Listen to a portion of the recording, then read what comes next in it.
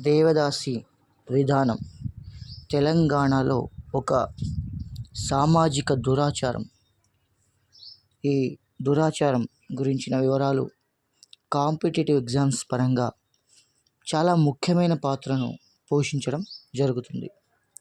తెలంగాణలో సామాజిక అంశాలు వాటి లోపల ముఖ్యంగా స్త్రీలను అణిచేటటువంటి సంస్కృతిలో భాగంగా ఈ దేవదాసి విధానం అనేది అమల్లోకి రావడం జరిగింది. కాంపిటీషన్ ఎగ్జామ్స్ పరంగా దేవదాసి విధానం గురించి వివరాలు కొంచెం చాలా ఇంపార్టెంట్గానే పరిగణించవచ్చు. ఎందుకంటే ప్రతి ఎగ్జామ్లో కూడా అణగారిన వర్గాలు స్త్రీల మీద ఎక్కువ క్వశ్చన్స్ అడుగుతూ ఉంటారు. శైవ వైష్ణవ దేవాలయాలకు అర్పిస్తారు. అన్ని కులాలు ఆదరించాయి. సంస్కృత పదం దేవదాసి అనగా దేవుడి యొక్క స్త్రీ. ఇది ఆర్య సంస్కృతి, అగ్రవర్ణ సంస్కృతి. జేమ్స్ ఫ్రేజర్ ప్రకారంగా మాతృదేవత ఆరాధనే ఈ పుట్టుకకు కారణం, దేవదాసి విధానం పుట్టుకకు కారణం. సాదర్ నృత్యాన్ని రుక్మిణి అరుండాల్, కళానిధి నారాయణన్, కృష్ణ అయ్యర్ తీర్చిదిద్దారు. ఎస్పెషల్లీ భరతనాట్యంగా రుక్మిణీదేవి అరుండాల్ గారు తీర్చిదిద్దడం జరిగింది. విలాసవంతమైన జీవితం గడుపుతారు. ఎక్కువ వయసు గల వారిని జోగతి అని, తక్కువ వయసు ఉన్న వాళ్ళని బసవి అని అంటారు. గజ్జె పూజ అనేది చాలా ముఖ్యమైనటువంటి అంశం ఈ దేవదాసి విధానం లోపల. మరి దీనిలో కొన్ని ముఖ్యమైన దేవదాసి పదాలు చూసుకున్నట్లయితే జోగువ అంటే భిక్షాటన, చల్ అంటే కాలికి కట్టే చిన్న గంటల దండ, జగ్ అంటే దేవుడి ముఖ చిత్రాన్ని లోహంతో చిత్రించడం, పర్ది అంటే జగ్ను కలిగి ఉన్న ఒక బుట్ట. తర్వాత మనం చూసుకున్నట్లయితే ఈ దేవదాసి పదాల లోపల మరికొన్ని ఇంపార్టెంట్ పదాలు అనేవి ఉంటాయి. సో వాటిలో ముస్లింలలో ఆడపిల్లలను దర్గాలకు అంకితం చేస్తారు. వారిని అచ్యుతిస్ అంటారు. ఖురాన్తో పెళ్లి జరిపిస్తే బీబీ అంటారు. ఈ రెండు పాయింట్స్ కూడా వెరీ ఇంపార్టెంట్.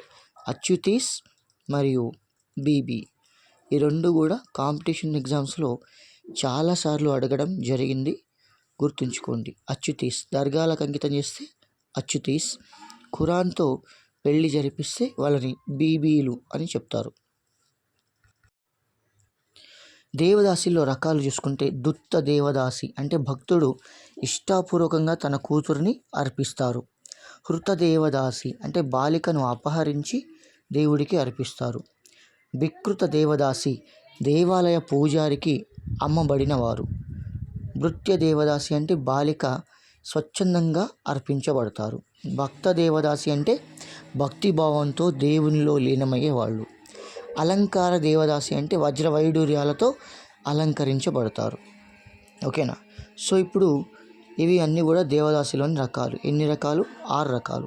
సో తెలంగాణలో ఈ వ్యవస్థ మీద కొంతమంది వ్యక్తులు అధ్యయనం చేయడం జరిగింది. వాళ్ళ లోపల నారాయణ స్వామి, కళాకృష్ణ, గడియారం రామకృష్ణ వీళ్ళు ఈ దేవదాసి విధానం గురించి స్టడీ చేశారు. దేవదాసిని వేరువేరు ప్రాంతాల్లో వేరువేరు పేర్లతో పిలుస్తారు.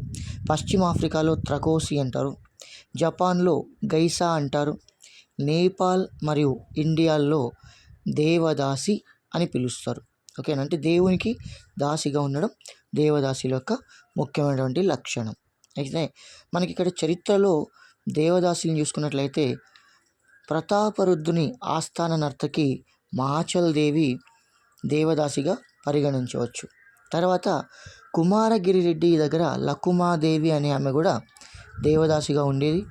2వ అమ్మరాజు వేంగి రాజ్యం, సో వీళ్ళ దగ్గర చామకాంబ అనే దేవదాసి ఉండేది. శ్రీకృష్ణదేవరాయల దగ్గర దండకం కుప్పాయి అనే దేవదాసి ఉండేది. ఆ రకంగా శ్రీకృష్ణదేవరాయల దగ్గర దండకం కుప్పాయి అనే దేవదాసి ఉండేది. అబ్దుల్లా కుతుబ్ షా దగ్గర ప్రేమామతి, తారామతి అనే ఇద్దరు దేవదాసులు కూడా అబ్దుల్లా కుతుబ్ షా దగ్గర ఉండేవాళ్ళు. రఘుపతి వెంకటరత్నం నాయుడు యాంటీ నాచ్ ఉద్యమాన్ని చేశారు. డాక్టర్ ముత్తు లక్ష్మీరెడ్డి తమిళనాడు, ఈమె Avvai home 1930, maternity centre 1943, cancer సంస్థ 1955లో స్థాపించారు. మద్రాసు శాసనసభలో మొదటి మహిళా సభ్యురాలు. సో దేవదాసి వ్యవస్థ గురించి చెప్పే పుస్తకాలు ఇక్కడ ఉన్నాయి మనకి. గుడి దోపిడి కేవి రమణారెడ్డి, దేవదాసి వ్యవస్థ వకులాభరణం లలిత, మల్కాపల్లి ప్రవీణ్ రెడ్డి వీళ్ళిద్దరు కలిసి రాశారు దేవదాసి వ్యవస్థ అనే బుక్ని. కలుపు ముక్కలు శ్రీపాద సుబ్రహ్మణ్య శాస్త్రి, కథలు గాథలు చెల్లపిల్ల వెంకట శాస్త్రి, వేయి పడగలు విశ్వనాథ సత్యనారాయణ. ఇవి దేవదాసి వ్యవస్థను గురించి పేర్కొనేటటువంటి ముఖ్యమైనటువంటి పుస్తకాలు, రచనలు. ఎగ్జామ్స్లో ఖచ్చితంగా క్వశ్చన్స్ అడిగేటటువంటి కాన్సెప్ట్స్ ఇవి. అయితే నెక్స్ట్ చూసుకున్నట్లయితే పత్రికల్లో యంగ్ ఇండియా అనే ఒక పత్రిక, ఫెలో వర్కర్, పీపుల్ ఫ్రెండ్ అనే 2 పత్రికలు రఘుపతి వెంకటరత్నం నాయుడు గారు స్టార్ట్ చేశారు. కృష్ణా పత్రిక, ఈ 3 కూడా ఇంపార్టెంట్ పత్రికలు దేవదాసి వ్యవస్థ గురించి పేర్కొన్నవి. ముఖ్యమైన చట్టాలు చూసుకున్నట్లయితే స్త్రీల అర్పణ శాసన నిరోధక చట్టం 1930, దీని ప్రతిని తయారు చేసింది కేఆర్ కరంత్. దేవదాసి నిర్మూలన చట్టం 1947లో వచ్చింది. ఈ చట్టం రావడానికి ప్రధాన కారణం ముత్తు లక్ష్మీరెడ్డి లేదా లక్ష్మీరెడ్డి ముత్తు. బొంబాయి దేవదాసి చట్టం 1934లో ఏర్పాటు చేయడం జరిగింది. ఇలా ఈ అంశాలన్నీ కూడా కాంపిటీషన్ ఎగ్జామ్స్ పరంగా చాలా చాలా ఇంపార్టెంట్ అని మనం పేర్కొనవచ్చు. నెక్స్ట్ చూసుకున్నట్లయితే మనం కొంతమంది దేవదాసిల పేర్ల లిస్టు కూడా చూసుకోవచ్చు. ఇలా మద్రాసు దేవదాసి చట్టం 1940, మైసూరు దేవదాసి చట్టం 1940, 1988 నాటికి ఈ చట్టాన్ని ఆంధ్రప్రదేశ్ రాష్ట్రానికి వర్తించే విధంగా అమలు చేయబడింది.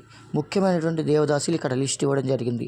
ఎవరెవరు? యామిని పూర్ణతిలకం, మాణిక్యమ్మ సరిదే, అన్నబత్తుల బుల్లి వెంకటరత్నమ్మ, బాలసరస్వతి రాధమ్మ, వెల్లాల లక్ష్మీకాంతమ్మ, సరిద లక్ష్మీ నరసమ్మ, రంగపుష్ప చిత్రాదేవి, బొబ్బిలి జీవరత్నమ్మ, కాళహస్తి రాజమ్మ.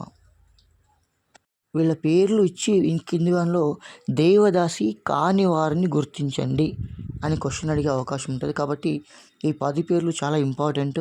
ఇంతకుముందు చెప్పినవి కూడా ఇంపార్టెంట్, ఒకసారి చూసుకోండి. ఆడబాబా అని ఇంకో విధానం ఉంటుంది. కట్టు బానిస, ఉంపుడు గత్తిగా వివాహం కాని బాలికలు ఉండడాన్ని ఆడబాప విధానం అంటారు. ఓకేనా. పరదా పద్ధతి కుతుబ్ షాహీల కాలంలో తెలంగాణలో వ్యాపించింది. ముస్లిం హిందూ స్త్రీలు కూలీలు పాటించేవారు.